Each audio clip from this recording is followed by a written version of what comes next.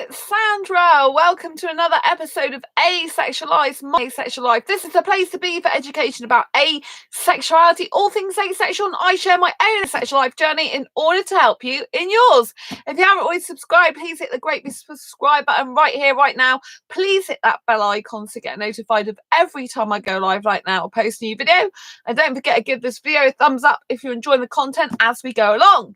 If you don't know who I am Sandra Bellamy, author of this beautiful book, Asexual Perspectives, 47 Asexual Stories, Love, Life and Sex, a celebration of asexual diversity. This book celebrates our differences across the asexual spectrum and our variations across the globe as well. So basically it celebrates our differences across the asexual spectrum, and it does tell a bit about, you know, people's different backgrounds. So some people in other countries, you know, unfortunately it's unsafe for them to come out as asexual, which is a shame, you know, to the very opposite, where, you know, you've got people who are in Western cultures like my own. Hi Martin, I actually mentioned you in a couple of the other videos that you weren't on, which is such a shame. It's lovely to see you again. I was just talking about different countries because obviously it mentions about different countries. So some people can't come out as asexual because they're kind of afraid for their life in some countries. But luckily we live in Western society, so it's a bit more accepting, you know. So yeah, but laugh out loud, how convenient that I had to miss those. I know, you were in a couple of them. I know, and this one I haven't picked you out for. So anyway, for anyone who's listening who doesn't know as well, I'm the founder of asexualise.com and the founder of Asexualise Academy. So I'm going to crack on tonight. Thank you, Martin, so much for joining me. It's lovely to have you here. So what does asexual love feel like without the sex? If you didn't know what Asexual Perspectives Awareness Month is, it is when I founded this, well, I published this book in 2017. So I founded Asexual Perspectives Awareness Month. The year I published this book to celebrate our diversity across the asexual spectrum and our differences within it. So yeah, so what are the views on love from asexuals? You know, how does it feel? And I think this is a question that gets asked quite a lot in search. You know, when people search online, it's like, can asexuals love? How do asexuals love, you know, without the sex? And it seems like really interesting conversation for sexuals, particularly because they don't have a clue how we love without sex. Well, it's no different, it's just not got the sex really. But having said that, I do think it's a lot deeper in some respects. In my personal experience, from the brief time I've loved as an asexual and been attracted to asexuals rather than heterosexuals, you know, I can, and with my deep friendships I formed with some asexuals, I think it's a lot more deeper bonded. It's much more emotionally connected, I'd say, in my experience with being with heterosexuals in comparison with asexuals, even though I haven't actually been in a proper asexual relationship before. I was only briefly with a guy online who that didn't work out. I never met him. So yeah, so I don't think I've, you know, got the full experience yet, but I can't wait till I do meet the right person. So yeah, so let's pick up on this. What's your view on love? Have you been in love before? I am going to be reading from my asexual perspectives, but so this is Marnie's point of view. So I am in love. Love is a feeling, a bond. It is like gravity. You are drawn to someone you want to be with.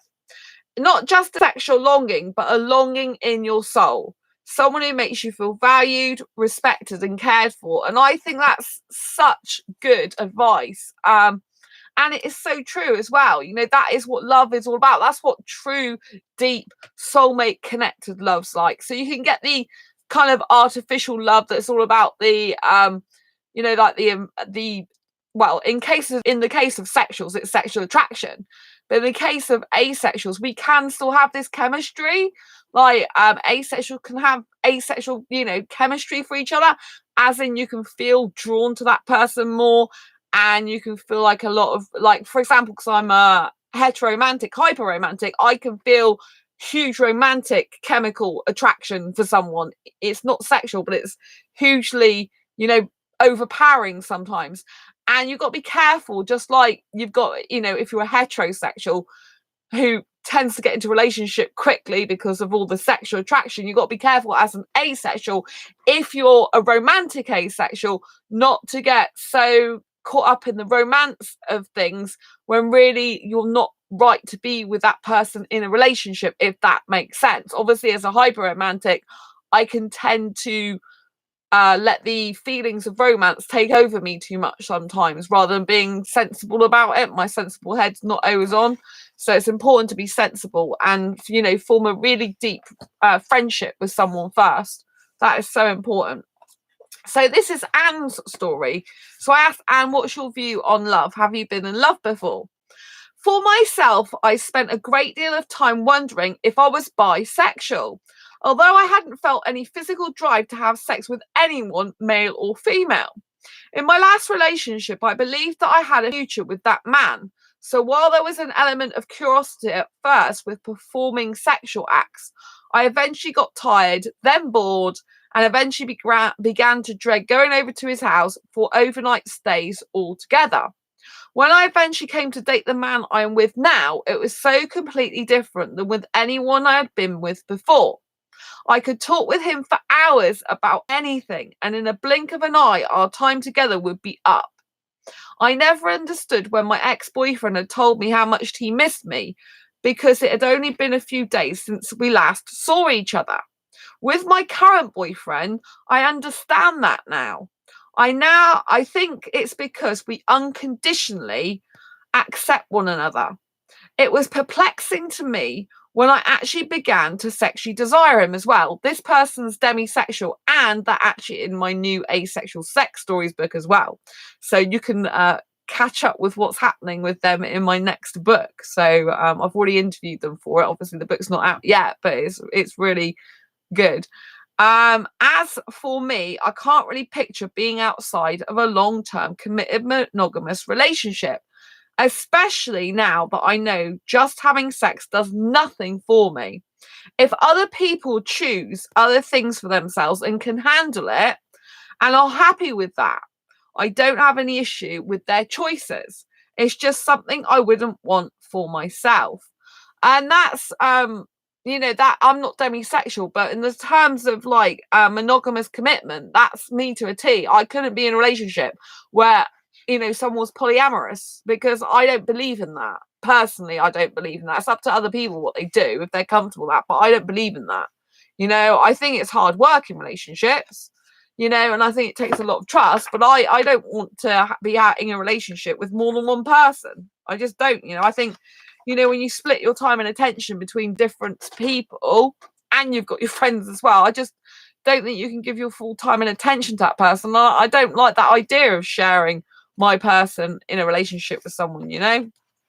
I just don't. I don't personally think it's good. It's not good for me anyway, because I don't personally agree with it for me.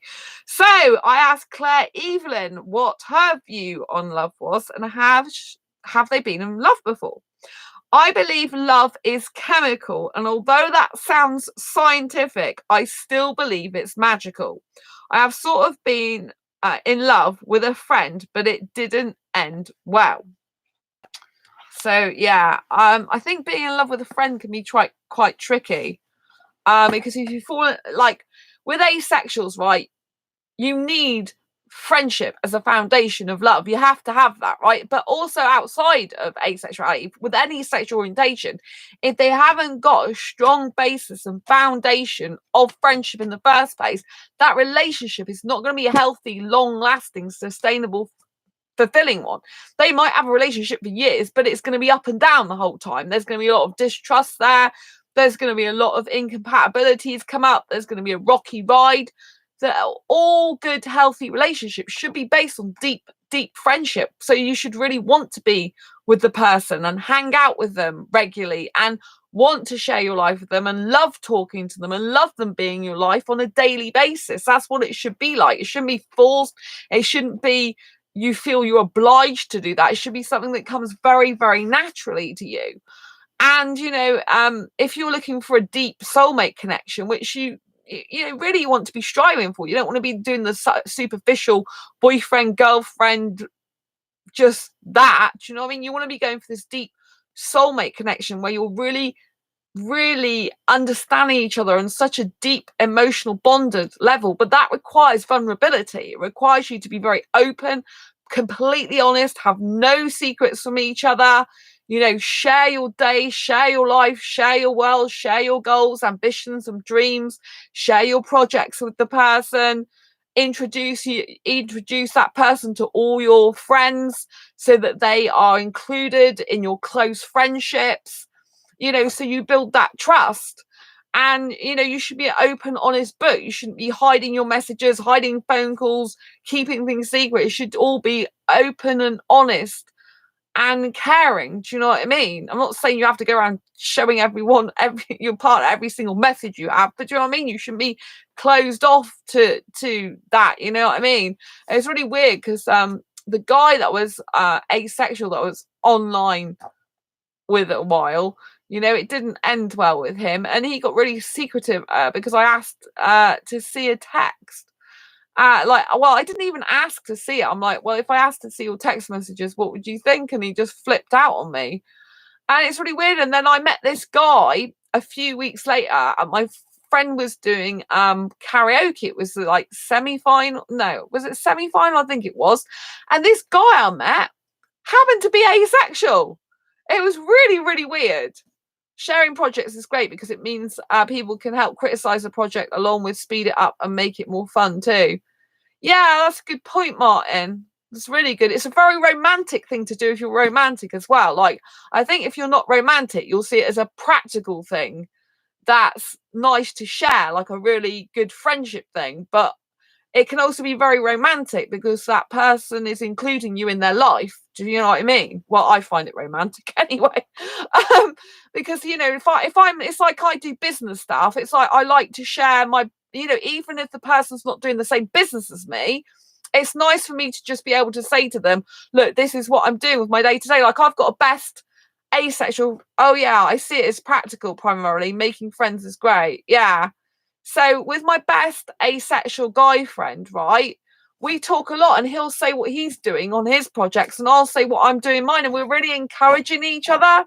Do you know what I mean? And that, I mean, he's like my bestest friend. He's homo-romantic, so he's no good for me romance wise, but we've got a really good close friendship, really close, closer than before even. And I mean, I hope to find a heteromantic guy with qualities like him, because he's a really decent, strong guy, and we get on so well, and it's just very natural when I'm around him to be comfortable in his company, and he feels the same way, you know. I know he does. So it's very natural and it's very good, you know. And the good thing about me and him is we never put each other down. We're always bringing each other up, you know. It's like he doesn't get, you know, he's not an online entrepreneur like I am. He's not doing the same sort of stuff as I am, but he's an intelligent human being who gets what I'm talking about, who encourages me. He's always saying, if anyone can make it work, Sandra, you can.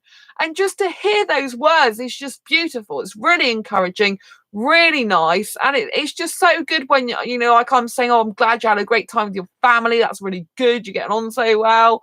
And, you know, it's just really good. And that is kind of friendship love, right? But you know, if you're having a partner, you need to have that type, you know, I need that type of person.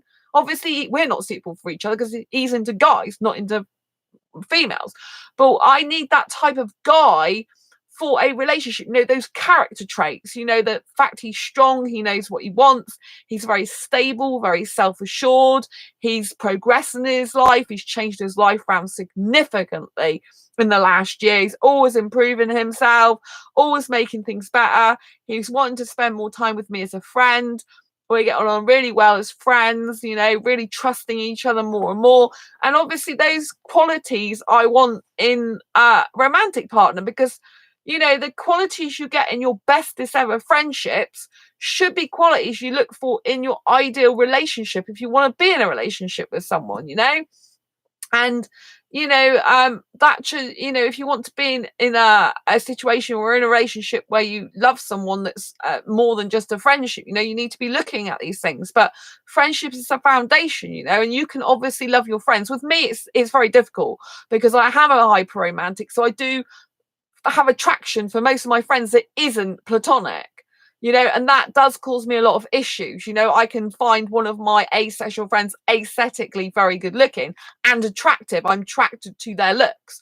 I can find an asexual friend really romantic. I can be romantically attracted to them, which causes me problems because it's like I don't want to be feeling that. I just want to have a friendship with them because the romantic feelings, they get in the way, you know. So I find that very difficult, but I can't change it.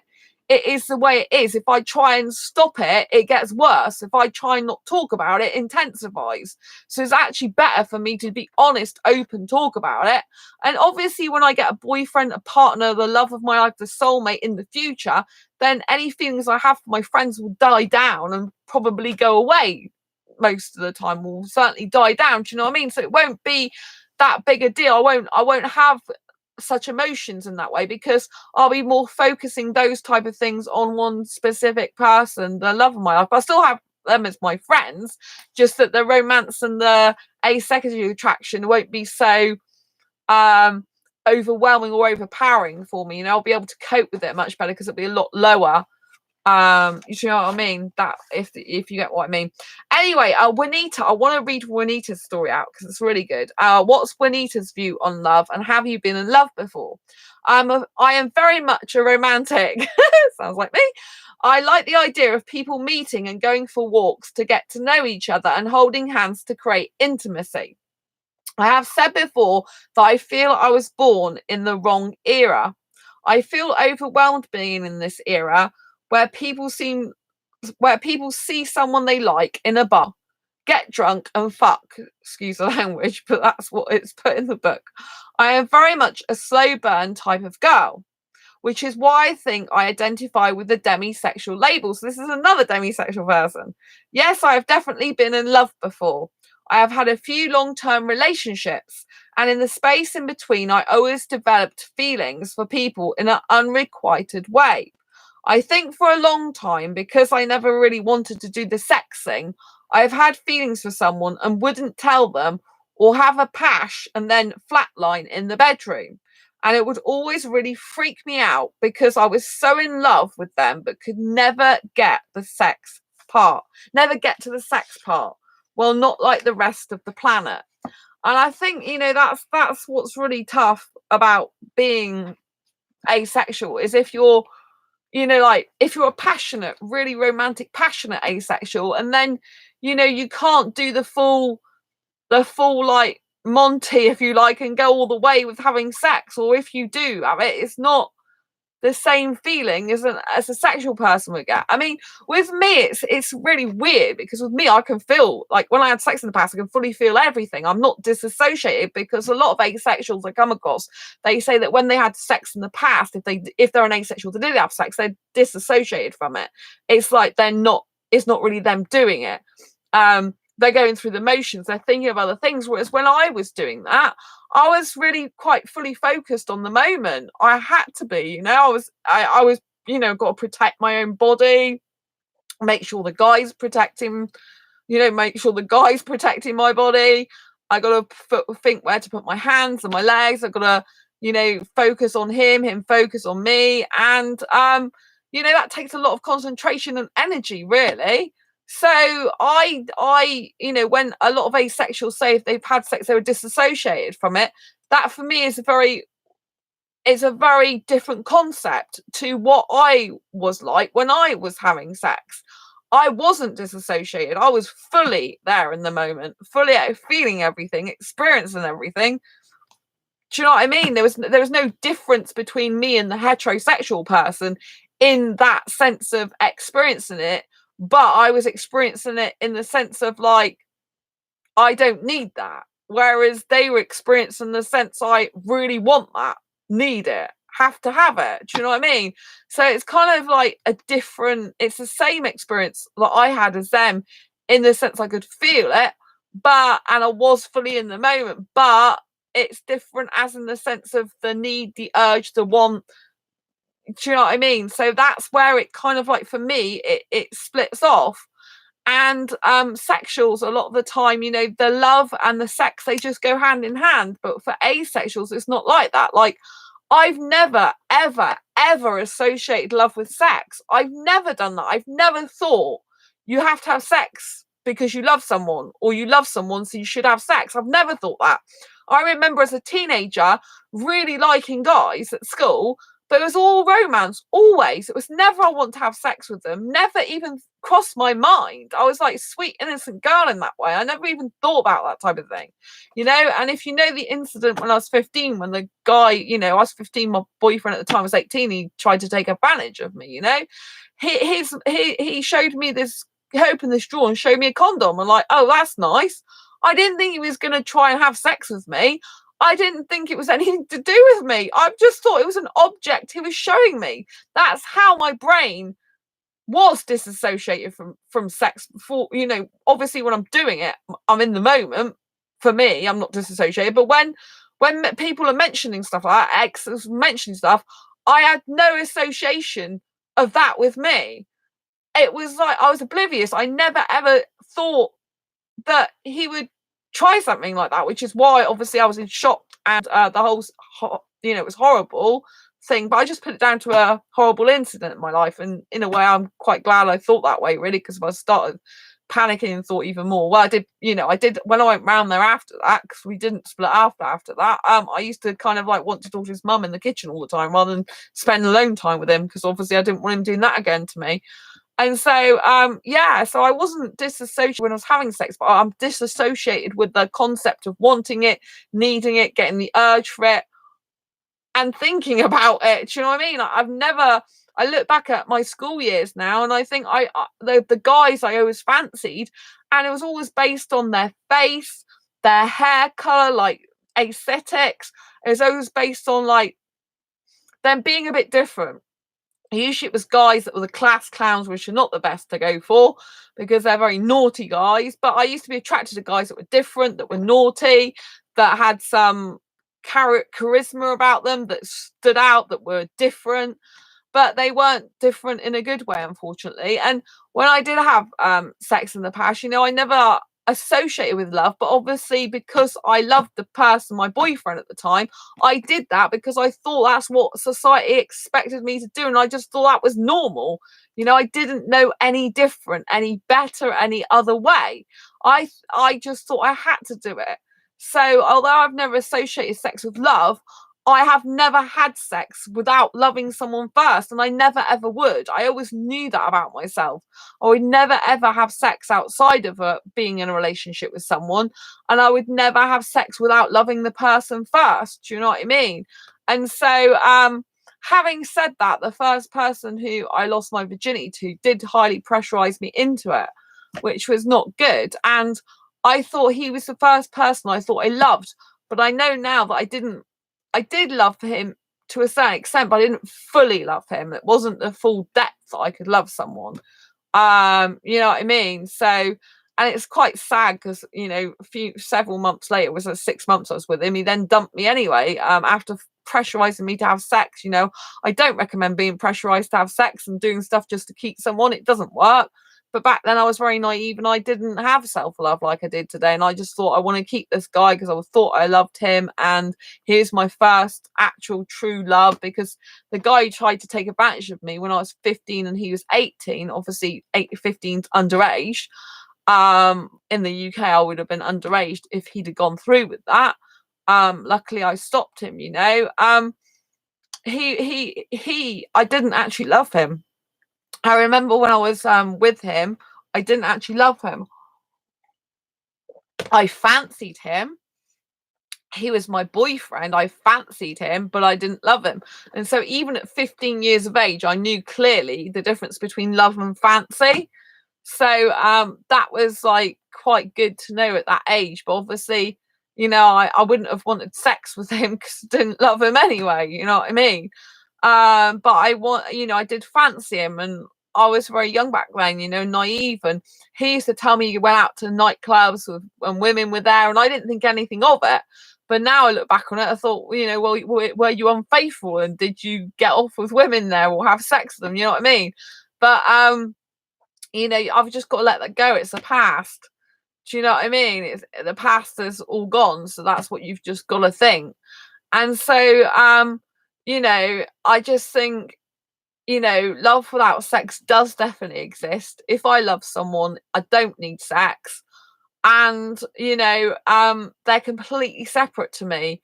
And I remember this person who used to do a blog years ago, and it was an educational blog about sex. And you know, he told me that, oh, I think you're asexual, and this was way before I found out that I was asexual, you know. And he just mentioned the word to me, and I'm like, no, I'm not. I just don't associate sex with love. And I like kissing, you know. And I didn't even look up the term because it had the word sexual in it. I'm thinking, just, this is so weird, you know. I don't like sex, you know. So I didn't realize at the time that asexual meant absence of sexual attraction. You don't want sex. I thought it was some weird word to do with sex, you know, which is the opposite of what asexuality really is, you know. So that was strange for me.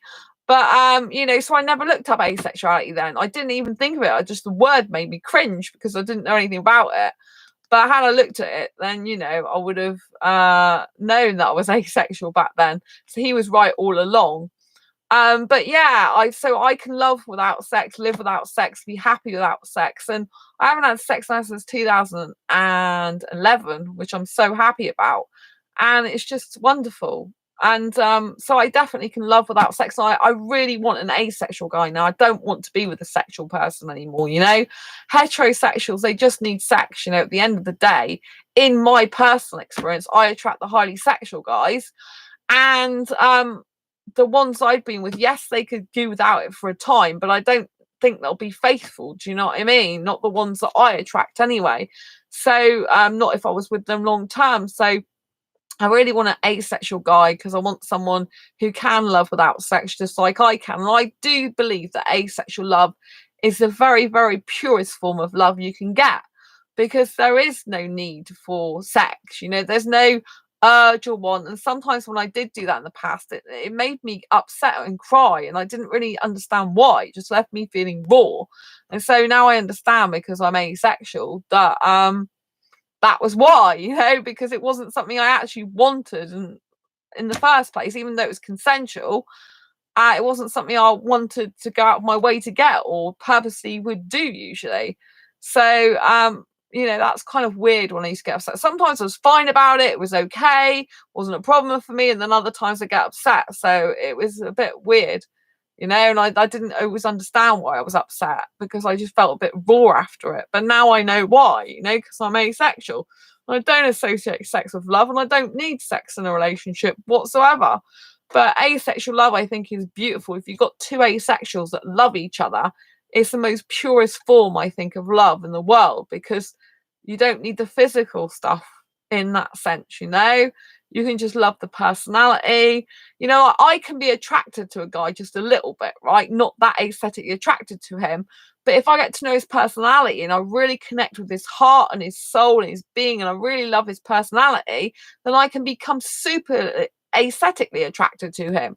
I can be attracted to a lot more things about him because of his heart and his personality, because of the emotional connection I have with him. So just because I'm not, you know, attracted to someone so much aesthetically in the beginning, I can become more like that just from the pure fact I can feel close to their heart. And so it makes them look more beautiful as well, if that makes sense. So I think asexual love is the purest form of love.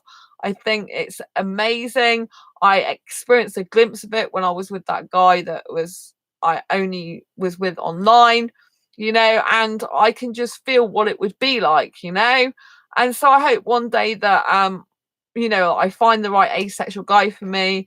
And I think it'll be amazing. I think he's out there somewhere. Probably he might not even know he's asexual yet, so might be waiting a while, but that's fine because I'm focusing on career and finances at the moment. But yeah, so anyway, if you like this video, please give it a thumbs up. It would be appreciated. Thank you so much, Martin, for being here tonight and sharing your views. I'm glad you agree about the sharing of projects. You know, it's really important to do that and let the love of your life into your life more, so they feel loved, if you know what I mean.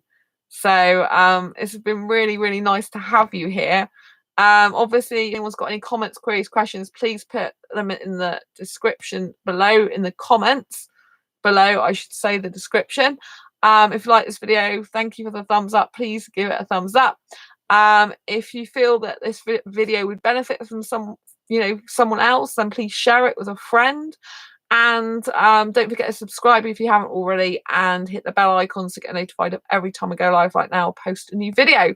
Thanks for live stream. I love the project talk as well. Oh, that's good, Martin. I do think about you. I know you're just my friend, but I do think the fact you do projects is a very attractive quality of yours, I have to say. Because I do tend to get attracted, I'm not just talking specifically about you, but I do tend to get attracted to guys in general, asexual guys that do have a lot of projects on.